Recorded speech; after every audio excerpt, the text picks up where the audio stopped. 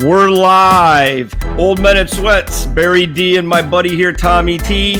And Tommy, today I woke up and, as you can see, I got the big ice pack on my head. This headband really works well to hold it on your head.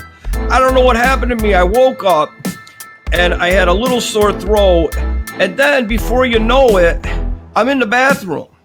And everything's coming out of me like I'm a sieve. And all of a sudden I'm dehydrated and I'm just flush. I walked out and Kim thought I was dead. And I go, I'm flush. And I don't mean like World Series of Poker flush. I mean like sick flush. And I didn't know if I was gonna make it, but I said, no matter what, when you're old in our generation, we go through with things no matter what. The show must go on. And so, but now I'm going to need your calling help. Out. You're not calling out of work. You're showing up. You're doing your thing. I appreciate it, buddy. And if I get other people sick, that's what happens in our generation. We didn't care about that. It was about us getting to work. So I'm a little under the weather. I'm going to do my best, but I'm going to throw to you now to do the particulars, please, while I have some tea. All right, buddy. So, well, welcome to Old Men in Sweats. This is our program, right? This program is brought to you by our Cajun brothers at Boot Crew Media and Hornitos Tequila. Here's to the shot takers. The ones who, like us, believe nothing great ever happens if you don't take a chance, because that's a shot worth taking. Hornitos Tequila. Hornitos and Boot Crew Media are the proud sponsors of Old Men in Sweats, and we're happy to be here, buddy. Take a shot. I'm happy. Do you have a shot? I got a shot here. I put my shot in my thermos, but you got yours in your little coffee there, right? Your tea, I snuck it in. Kim gave me the tea with lemon and honey, and then she turned around and I went in the freezer and I got my Hornitos and I put a little shot in here. You got, of course you do. You put the Hornitos in even when you're not under the weather. Yeah, whichever. Yeah, it worked. It works both ways for me. Anytime. Well, I'm glad you're here. I see you got the ice pack under your old man headband. So Yeah. And you got everything on. You got the clock going and everything. Got the clock going. Let's get right into it. Let's start up with we're a Vegas-based show, Las Vegas-based show, and we're going to start right into our Raiders wrap-up. Right, the Raiders started out 2-0 this year. This is interesting. They started out 2-0 last year, and then they didn't have a very good season. They ended up at 8-8. But around here, if you listen to local radio and everything, they act like 8-8 was the equivalent of being 2-14 last year. They act like it was a disaster year. It was 8-8. It wasn't that bad of a year. So it's like started out 2-0 again. And here's the thing: the Raiders haven't started out 2-0 in consecutive seasons since 1984. 82, 83, 84, they were 2-0, and they were in LA those last 2 years, right? So now they're 2-0, and the best thing is they beat the Ravens at home opening game, and then they went to Pittsburgh, and they beat the Steelers without Josh Jacobs, right? I mean, without Richie Incognito, their guard, they lost Denzel Good.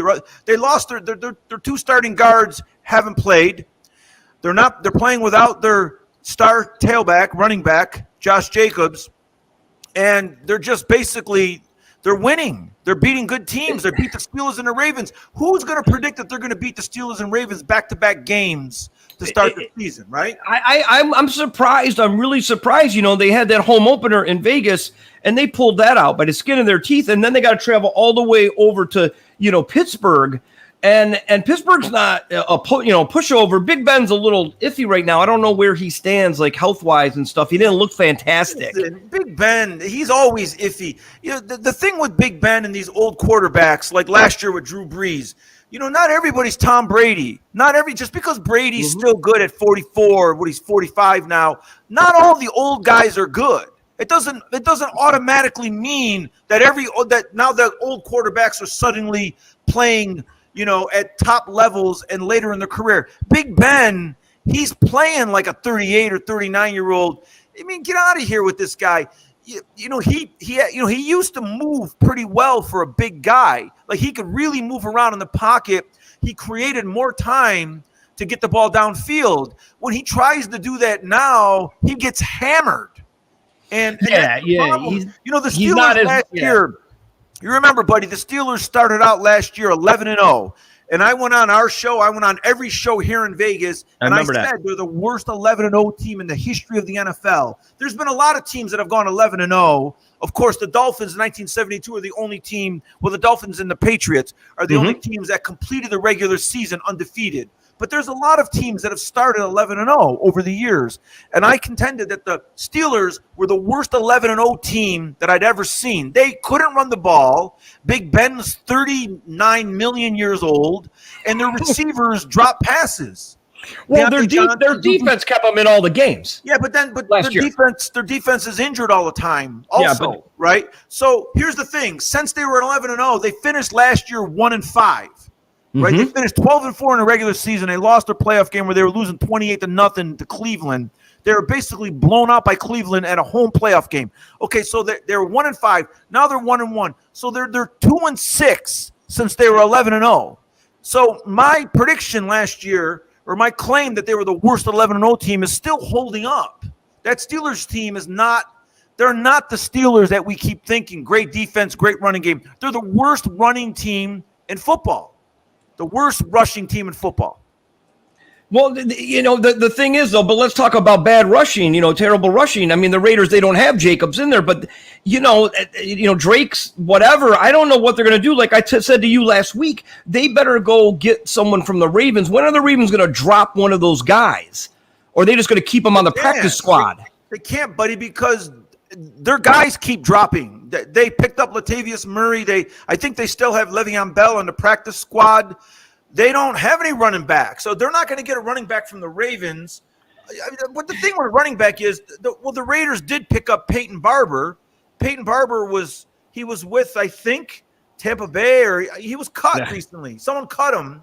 Is he related to the Barbers? Washington football team. He was cut by the Washington football team. Right? Is he related to the Barbers, the cornerbacks? What Barber's that?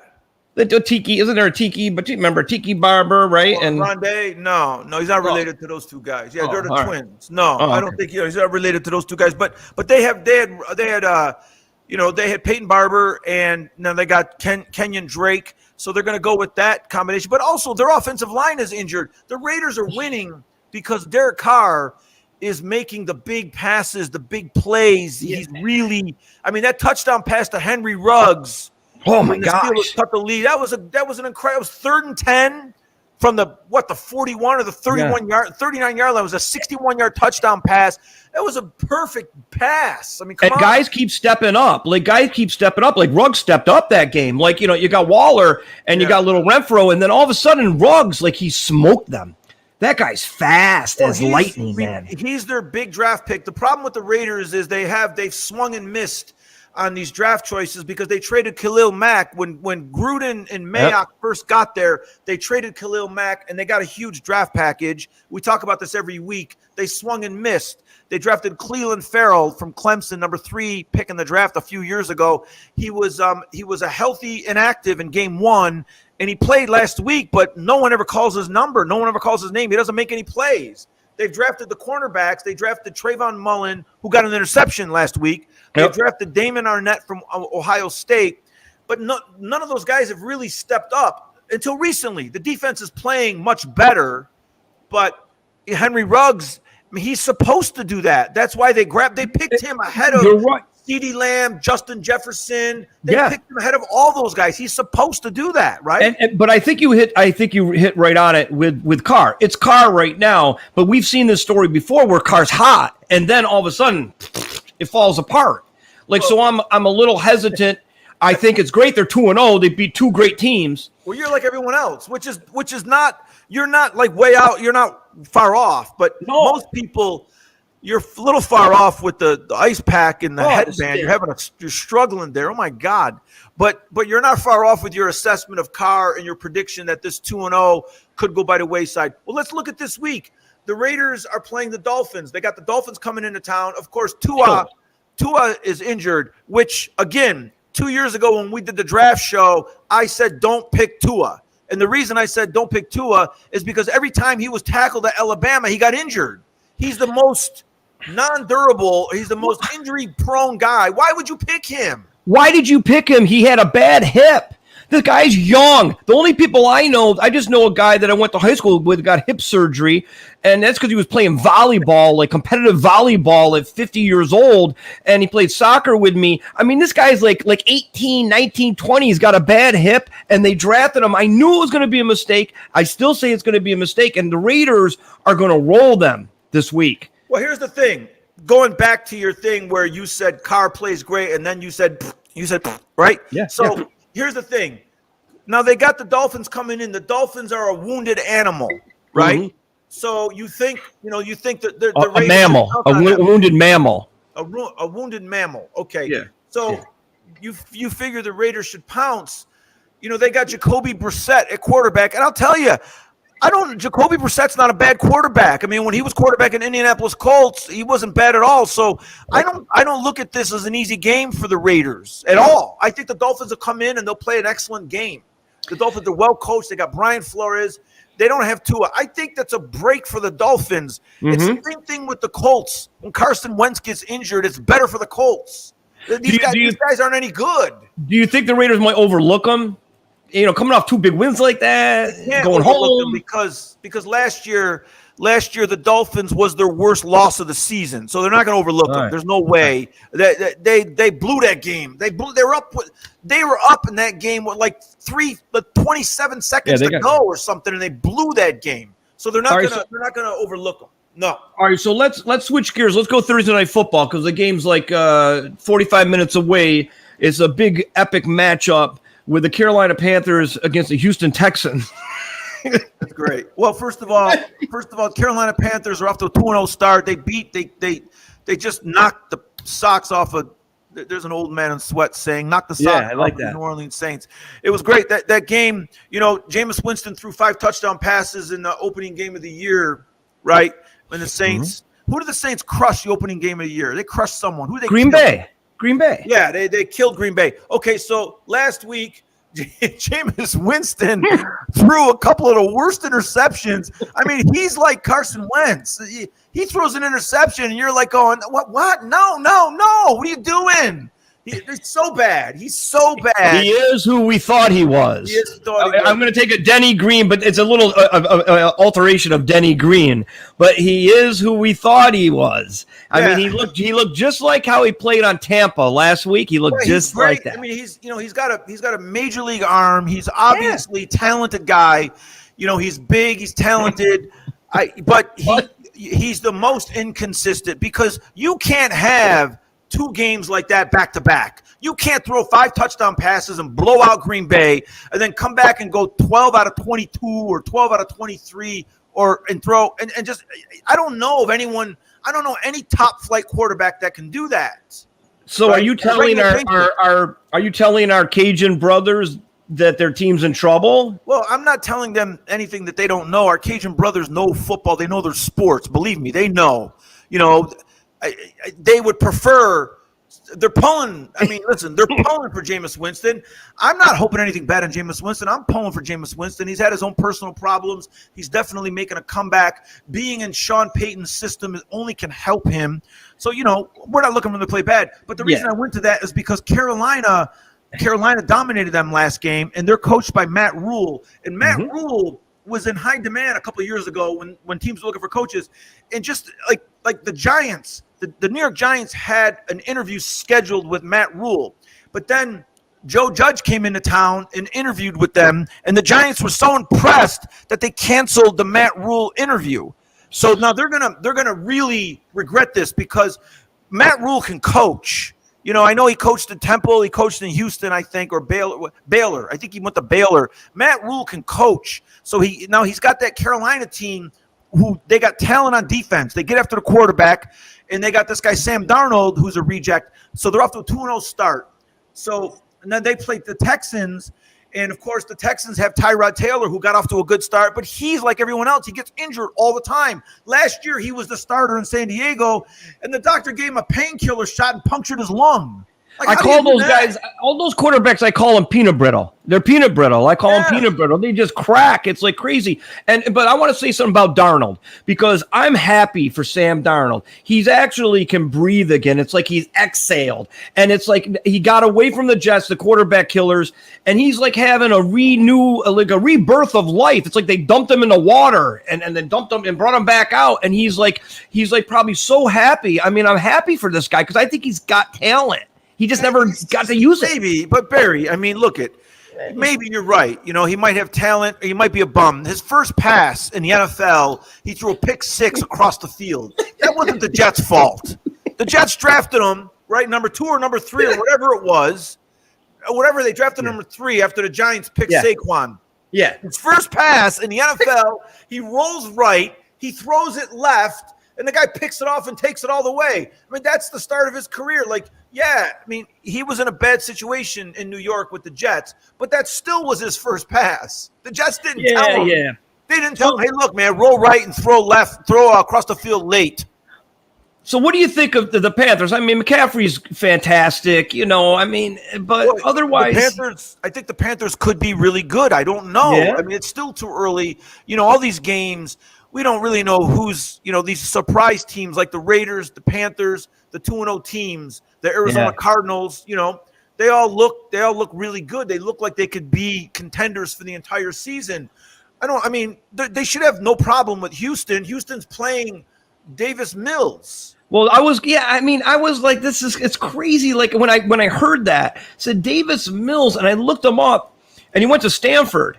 And somewhere else. And then I said, Davis Mills sounds like one of those off-brand clothing companies. Like it's not Dolce & Gabbana, it's not Gucci, it's Davis Mills. And it's like one of those companies, like, you know, they're all those clothing companies now. And it's like one of those, like, remember men's clothing, men's clothier, what was it called? Men's suits. Remember that one? We worked for one of them, and they would make the suits. And the men's warehouse. Yeah. And remember that guy, he would say, you're going to love the way you look. And this David Mills thing, right when I heard it, I said, it's an off-brand clothing company, and the taglines, you're going to hate the way you look with us. I mean, I just was laughing. It's like Davis Mills. So, well, you know, I mean, because obviously the reason Davis Mills is playing is because the elephant in the room is Deshaun Watson is actually on the roster. He's on the 53-man roster, but they can't play him. And they can't play him for like a multitude of reasons now. For the one is the obvious, he's got 22 or 23 civil charges of assault or whatever it is, and he's got a couple and whatever, and he's got all that, and he's not suspended. He's not on the commissioner's exempt list. So then he's also got the thing where he refuses to play for them. He doesn't want to play. He wants to get traded. It's all ridiculous. Is he getting paid? He's not getting paid. Is he getting paid? He's not guaranteed. Is he getting paid? Of course he's getting paid. What's he? How much? If it's guaranteed, like salary kind of thing? Well, he's getting his game check. He's getting his game check? Yeah, he showed up for camp. He's been getting paid. He's never missed a paycheck. The guy hasn't missed a check yet this year because his cases, his civil cases,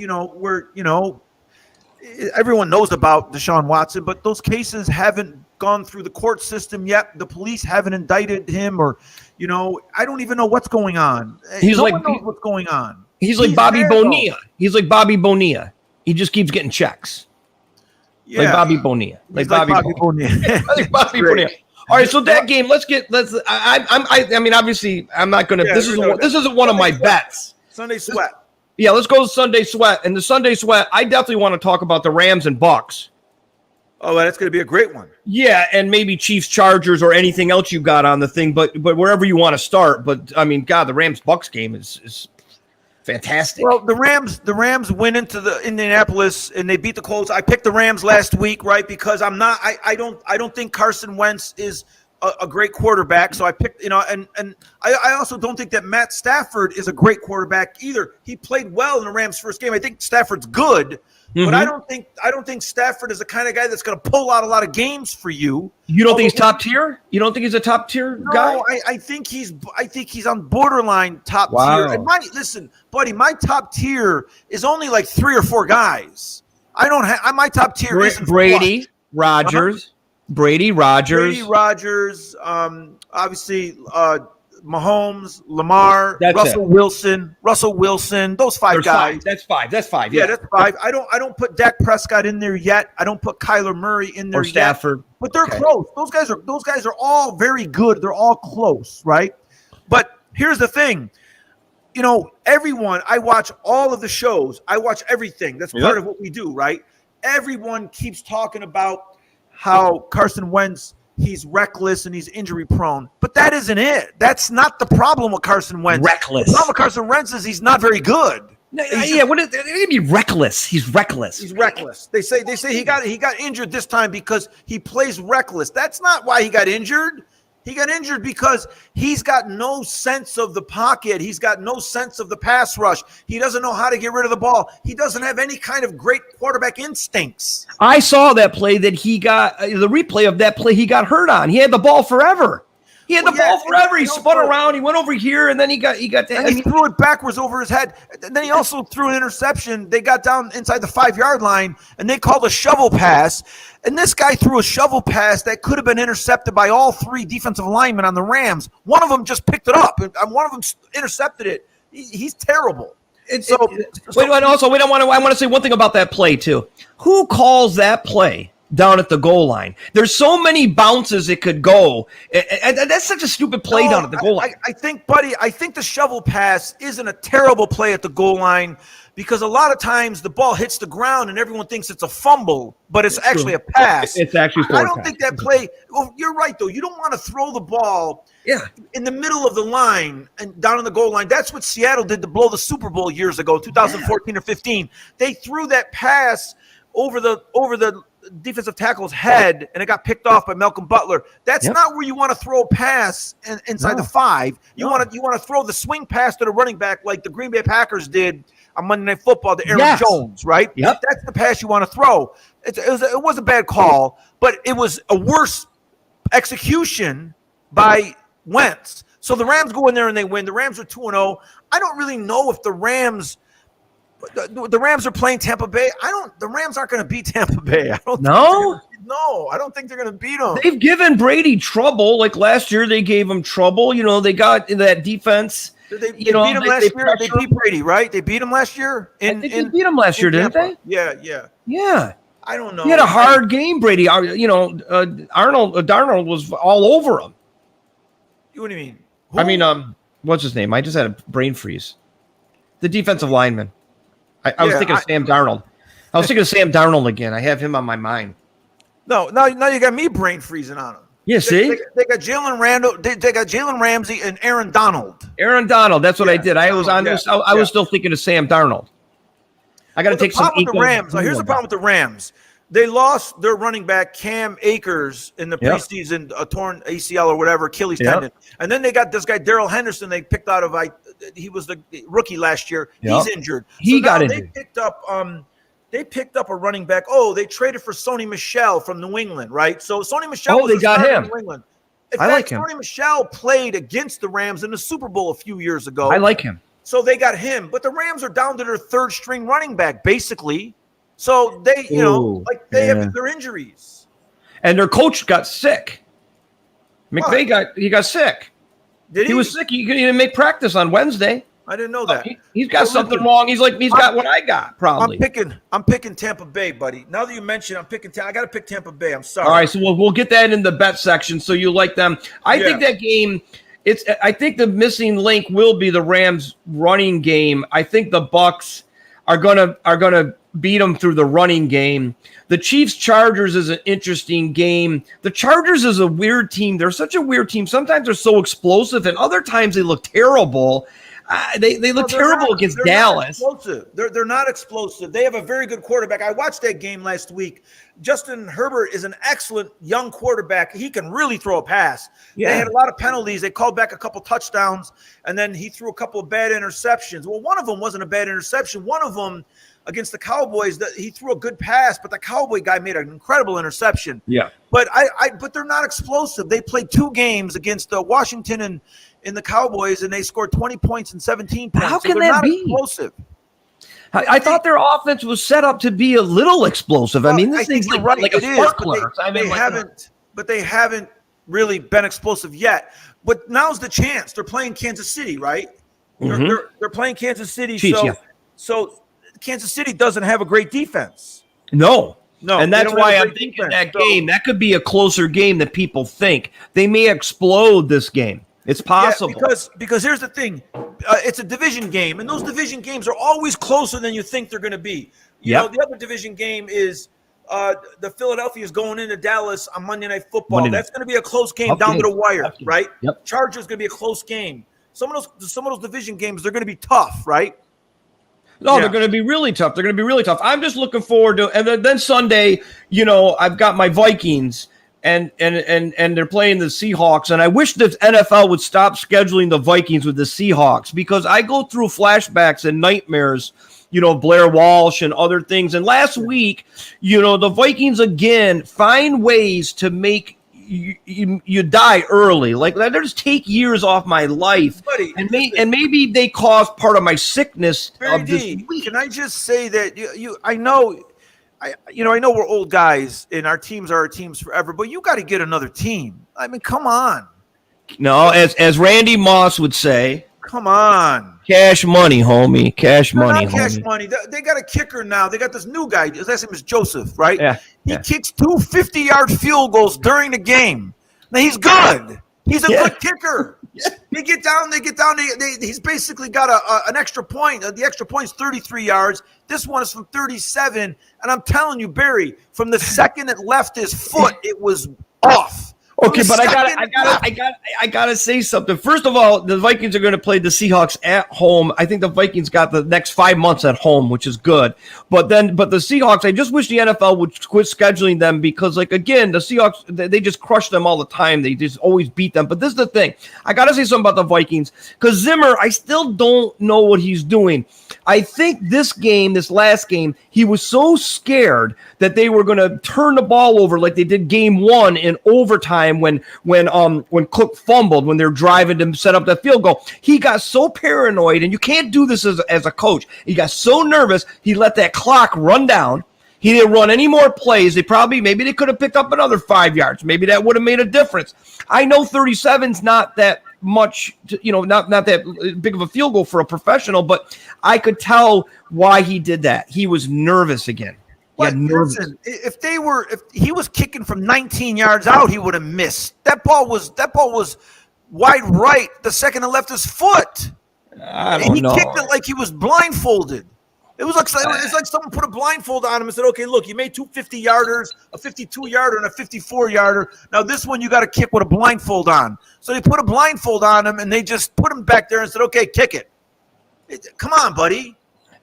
So I just lit a candle. I lit a candle. Listen, I'll tell all Viking fans, not just you. You guys got to get a new team. This is for Sunday. This candle's gonna stay lit from tonight till Sunday. It's the baby Jesus candle for the Minnesota Vikings to hope. This is what I'm down to. I'm down to lighting novena candles for the Minnesota Vikings to hope that they win. I'm going to keep that. Yeah, well, you keep lighting the candle, but you need a better team. That's all I'm saying. I can't give up on them. It's not possible. Well, do it. Well, then listen, go kick for them. You can kick. You're a soccer player. You can kick. Go kick for them. I probably could have made that. You would have made that kick. They could have put the blindfold on you, and you would have made it blindfolded. I don't. So anyway, okay, I'm scared again this Sunday, but you know what? I can't worry about it. I just gotta hope and pray, and So I got the gardener out here, buddy. I got the landscaper. So I apologize. He's got the weed whacker and everything out there. Okay? What's he doing? I got the guy. He's a couple hours late today. Yeah, okay, but remember, Tommy. Remember in California, there's neighborhoods you can't even use those things anymore. Remember the noise? They cut it out. You could use them here. You can use it. Really? Here, so listen, I got the Packers and the 49ers, which is the Sunday night game. Okay. Oh, you like that game, huh? Well, that's like that game is like Seattle and Minnesota. The Packers and 49ers, they got a long history playing each other. I love when those two teams play each other. The 49ers, they're tough, right? They're tough. They're a tough team. they get a lot of injuries too, but they beat you up, right? They do. They beat you up. It's interesting. The Packers aren't a tough team. The Packers are not tough. They kind of are wishy-washy, like their quarterback. Like Aaron Rodgers is wishy-washy, right? You think sometimes you're watching Aaron Rodgers and he looks like he's going, you know what? I wish I was just hosting Jeopardy right now. I don't even want to be here, right? Like, or I wish I was he was hiking down the volcano in Hawaii, right? Sometimes he plays like he wishes he was back on the volcano in Hawaii. Exactly. I hiked that volcano, buddy. I was on that same volcano as Rodgers. Yeah, you were? What did it? Oh, you were in the helicopter thing. I did the helicopter and I did the whole thing. Yeah. But Rodgers, you're right about Rodgers. He's high maintenance. Like he's a great quarterback, but he's high maintenance. But doesn't the team kind of reflect his personality? Yes. They don't seem to be a very tough team. They seem to be kind of wishy-washy. Sometimes they'll play tough, they'll run the ball, and then other times, you could just blow them off the field. Yeah. So, but the 49ers are kind of opposite. And you wouldn't think the 49ers, they got that big offensive line. They're on their fourth string running back. They lost Raheem Mostert. They lost Jeff Wilkins. They lost this guy Jeff Wilkins or Jeff Wilson. They lost Jeff Wilson, and so now they got this guy Elijah Mitchell. He's a rookie. Elijah Mitchell. I don't even know where he's from, but he's good, right? He's good. So they got Elijah Mitchell, and they just run the ball right down your throat. They're tough. Where's that game? That San Fran Green Bay game. It's in 49er land. Oh. So what? I think the Packers are going to get beat. Yeah, me too. I think they're going to get beat that game. But you know what else I found out today about Rodgers? This is the other thing that's so odd with me. When I hear these stories, I go, there's no way that story's true. They said today that he was talking about, somebody interviewed him and asked him about his hair, and he said he's been growing it for a long time for a Halloween costume. I'm like, what? Can't you just get a wig? Can't you just get a wig for a Halloween costume? He's actually been growing hair. What I'll say about that is this. If you ask a stupid question in a post-game press conference, you deserve a stupid answer. So I don't blame him. They ask him the most ridiculous questions, and he gives an equally ridiculous answer. So you're saying it's ridiculous? I actually thought, because nowadays nothing is ridiculous. I actually thought he was telling the truth. I think that, first of all, he's probably asking them, why are you even asking me about my hair? Like, who gives a rat's ass about my hair? Why are you asking about his hair? That's a good point. It's a stupid question. Hey, you should, the guy out there, the landscape guy out there, you should ask him if he needs like some agua. Well, it's his first day. My other guy quit. And why did he quit? Because he didn't give him any water. No, I don't give him water. He quit because he says that he couldn't keep his crew employed because they were making more money collecting unemployment, so he couldn't keep his crew. So he'd come over here with 2 or 3 guys, and so they were making more money sitting at home. So he said he had to end the business. He was an Italian guy from Philly. He's an Italian guy. And he quit. So you got a nut in this guy's first day. Yeah, it's the first day. How hard it was for me to get this guy here, man. Like, they're landscapers. He said, I'll be there. Like, he was supposed to be here last Thursday, and he didn't show. And I texted him. I said, hey, man, what's up? And he said, next Thursday. I said, you said the 16th, man. It's a heck. I got something to be trimmed. As you know, the good thing about Vegas, when you're a landscaper, things aren't going to grow crazy. Like, you can just rocks in your front lawn if you want to, too. You can, blow the rocks around. I got big palm tree in the back. I got one of those big pineapple palms in the back. I got stuff all around everything. I know you got to trimmed. You got to redo the landscaping there and go that minimal stuff and just do rocks. Everything rocks. I like the vegetation. Everywhere. I like the vegetation around here. Okay, I know. Listen. So that guy, but give the guy. You got any Gatorade or anything in the fridge? Yeah, but I'm doing the old men in sweat. I know, but if you at least ask him, and if he refuses, then he's gonna like you, and then he's gonna keep showing up. I should offer him some Hornitos. Just go off camera quickly and just ask him. And if he refuses, right. I feel good. I feel good that you'll keep the damn guy. All right, buddy. I mean, come on. It's out there blowing the weeds around and coconuts and I mean, he doesn't even want to be there. That's why he was a week late. And you better pay him cash. Pay cash. No checks. Cash money on the barrelhead. Let's go. All right, let's see what's going to happen here. So everybody, there's a pause in this program as Tommy T is going outside to talk to his landscaper who's weed whacking some rocks in Tommy's property in Las Vegas. And Tommy, I told Tommy to go out there and give the guy a Gatorade. So maybe the guy will come next week or whenever else he is supposed to come, because this guy said he can't find any workers, so he's doing the whole job by himself. No, he doesn't want the water. I got the packages. I got the oh, Amazon, okay. the daily all right, so Amazon delivery. So you got the mail. Okay, well that was good. So Tommy T, we went through these Sunday games. Now, I don't know if you prepared something, but I have a new segment, a weekly segment now that's called Tommy T's Take. And I wanted to know if you had any kind of insight on anything that you would like to do your take on. Yeah, I got it. I prepared on. Well, we did last week's game, which obviously we do it right before Thursday night football. So we previewed a little bit. Last week's Thursday night's game was the New York Giants at the Washington football team, right? Mm-hmm. And that was an excellent game. That game went down to the wire. Daniel Jones played a great game. A great game. Was the best game I've seen him play since he got in the NFL 3 years ago. And Taylor Heineke, right? He filled in for Fitzpatrick, who's on his ninth team, right? Ryan Fitzpatrick on his ninth team. Yeah. And Heineke played an excellent game too. The Giants lost. The Giants blew that game, and I'm going to tell you why. The Giants got an interception. First of all, Heineke basically moved the ball up and down the field on the Giants the whole night. The Giants' defense was pretty non-existent.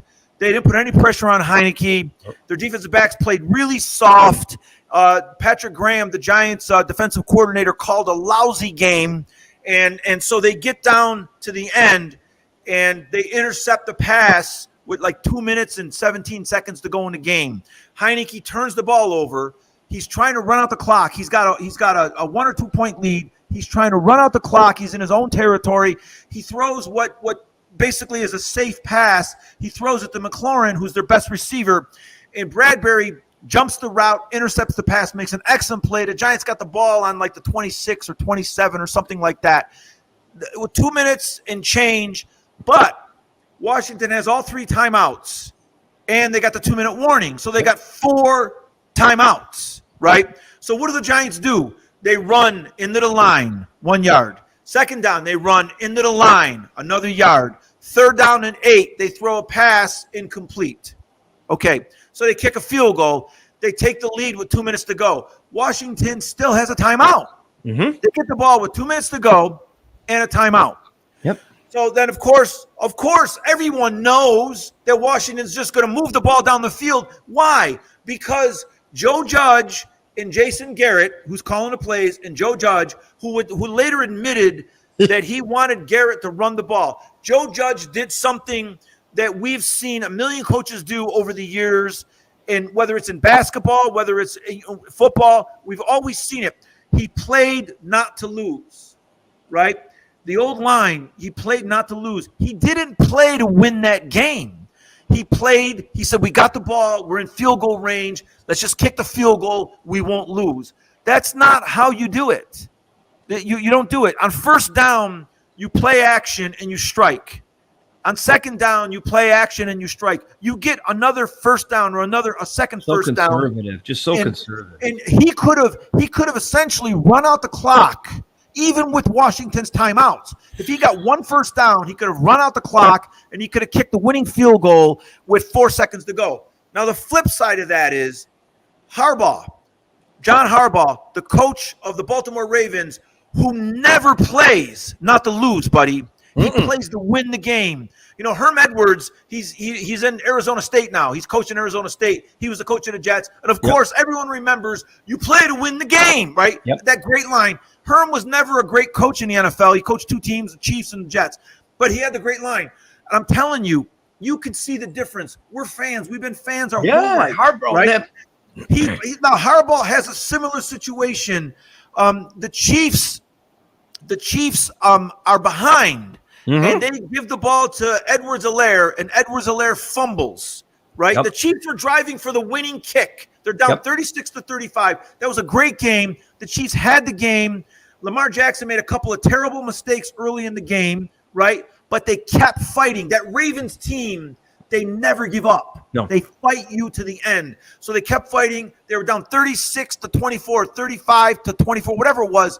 They kept fighting, so they scored late, and then went up 36-35. The Chiefs get the ball back, right? Now, that was a situation where the Ravens just scored. They had to score a touchdown. They just scored. The Chiefs get the ball back, so they start driving down the field with Mahomes, which, again, you knew Mahomes was going to do that. They take him down the field. Edwards-Helaire fumbles. Now the Ravens got the ball, so now they're on their own 40 or whatever like that. They got 4th and 1. They got 4th and 1. And so now conventional says punt it. Mm-hmm. You're going to give Mahomes another chance to drive down the field. What does he do?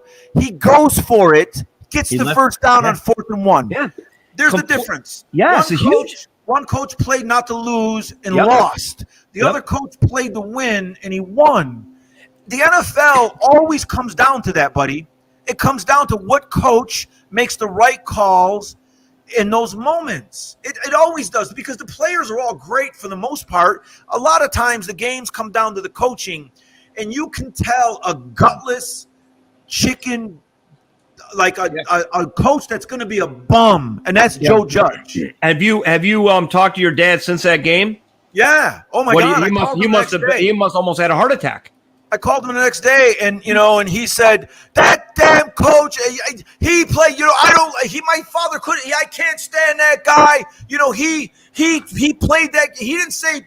My father didn't say he played not to lose. He didn't use that phrase, but he said that he played that all wrong. Yes."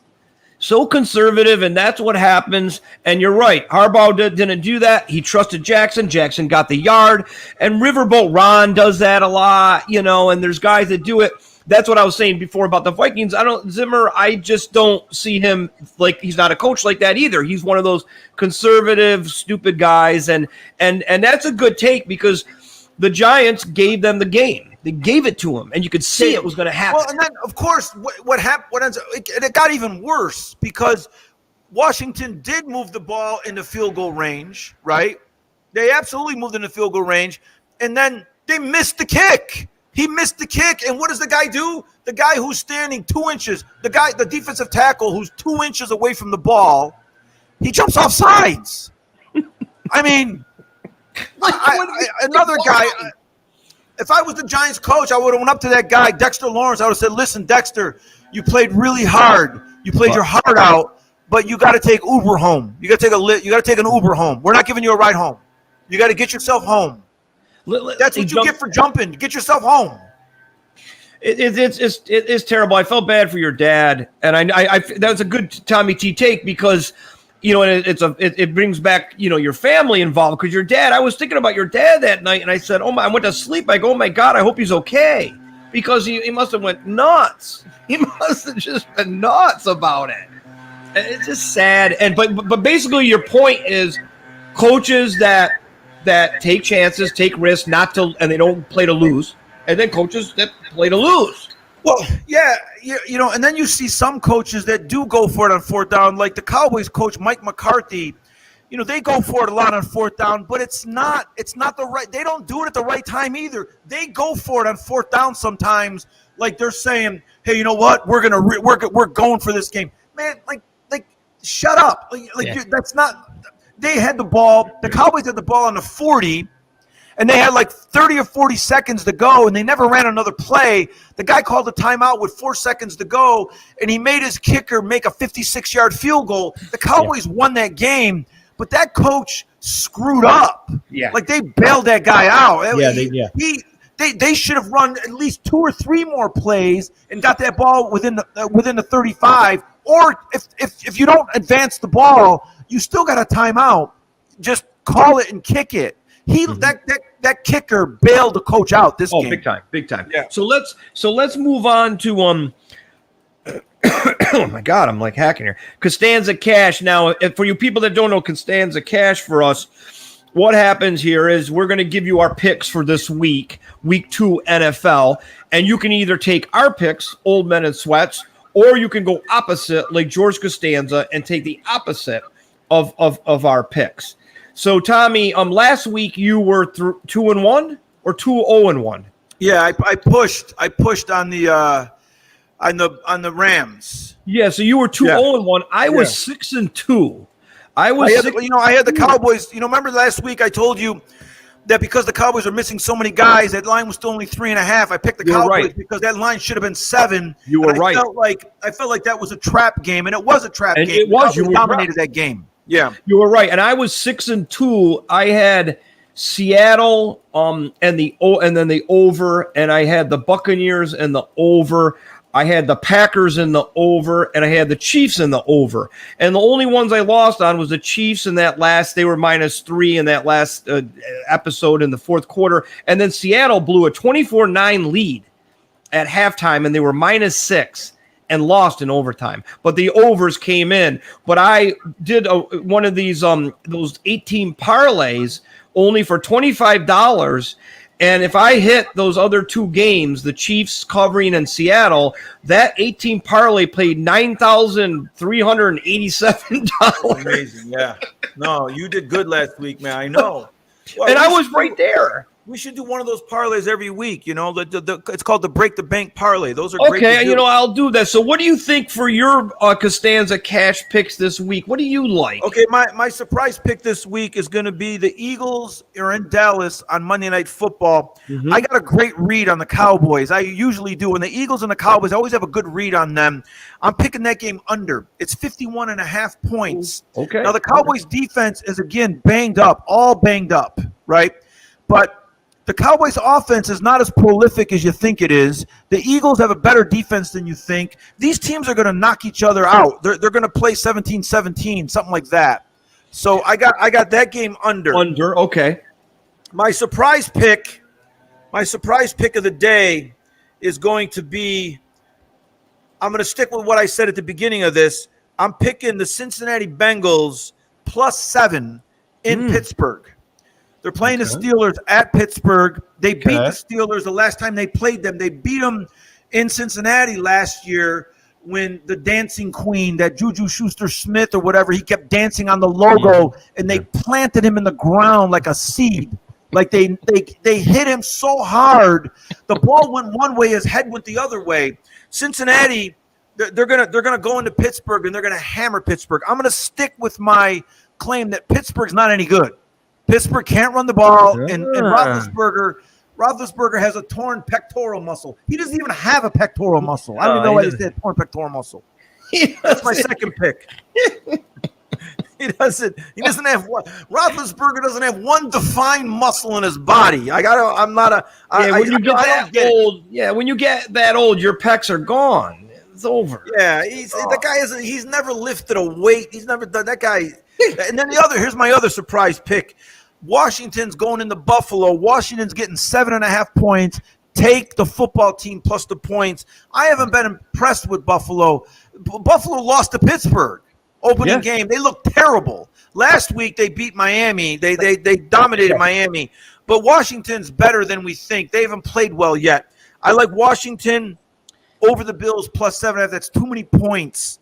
Washington's going to play them tough, and they're going to get after Josh Allen. Josh Allen has been shaky thus far. So those are my three picks. Washington plus the points, the Bengals plus the points, and the Eagles, Cowboys under 51.5. There's your parlay. All right, so now I'm just going to go right to the big bank 18 parlay. I'm just going to go right. I'll go right to it. I'm just going to. That's a big parlay. Break the bank 18 parlay. So I'm going to take the Cards minus the points against the Jags. I'm going to take the Ravens minus the points against the Lions. I'm going to take the Chiefs minus the points. I think they're minus against the Chargers. Yeah, -7. I'm going to take, this is the one that's tricky, and I'm going to take it, and this is probably the one that's going to come back to bite me. I'm going to take the Rams plus 1.5. I think they're plus 1.5 at home. And then on all those games, I'm taking the overs. The Cardinals, Jags over, the Ravens, Lions over, the Rams, Buccaneers over, and the Chiefs, Chargers over. That's 8 bets, 4 totals, and 4 teams for an 8-team parlay. Costanza cash. Costanza cash money, baby. So that's fine. So you know how we pick these things. Our record right now after 2 weeks is crazy. I was 4-0 and 2-0-1, 6-0. Well, I'll take that as a loss. So 6-1. All right. Right? And you were 6-2 last week. You were 4-0. The week before I was 6-0. So you're 12-2. I'm 12-2. I'm 6-1. So we're putting up phenomenal numbers, which only means that we're going to lose a lot in the coming weeks. Like, don't bet our teams. Don't put the house on our teams because we don't claim to give you winners. This is how we see the games. And it always happens that we don't pick the same games usually. Like, we don't even set it up that way. We see different games. But we don't see these games as like, like I'm not betting the house in these games, Like no, I got $25 on that parlay. Yeah. So what you're saying is week 3 may be the George Costanza week. Yeah, this may be the week where you bet opposite of us and you win everything. Yeah, I think that's good. Listen, so you got any Steelers? If you take the Bills and if you take the over on the Cowboys and Eagles, you probably got a winning parlay. That's exactly the opposite of what I said. So we'll see. We'll recap those next week. So do you have any final sweaty thoughts? No, I mean, I just hope you're doing okay, buddy. I'm sorry that that you got the headache and the chills and stuff like that, And I mean, I did the hot yoga last night. I was in the hot yoga class, and the guy had one of those those accordion boxes where it was playing music, and he was making us do a bunch of ohms. I haven't done ohms since I was in LA and Venice. That old school thing. He's got like some wooden box. It's like a musical instrument, and he opens it up, and it goes and it makes this like accordion noise, and we do ohms. So I was doing the ohm in the heated room, and I think sometimes I sweat out all the toxins with the hot yoga. Yeah, no, what? I gotta get to that class with you because I think I really need it. My only final sweaty thought is I just wish I had more fiber right now. I just wish I had more fiber. So we're going to close this up. That's it, sweaties. Remember to follow us on our social media, our pod platforms, and subscribe to us on YouTube. And remember, all you youngins out there and all you old people like me that are sick right now, just remember and always remember this. We won't try harder next time. So don't even ask us. Yes, we're sick and we're old. People of Las Vegas, stay sweaty. All right, Tom, I gotta go lay down. I gotta go get horizontal. Good job, good work, buddy, and all the behind the scenes stuff too. Barry D, he takes care of all the technical stuff. Thank you, T. And thank you to the Boot Crew media guys. And we're thinking about you with we hope the Superdome is okay. Hope that you guys are getting back to your normal lifestyle soon. Yeah. All right, buddy. All right, adios, everybody. Take care. I'll see you, buddy.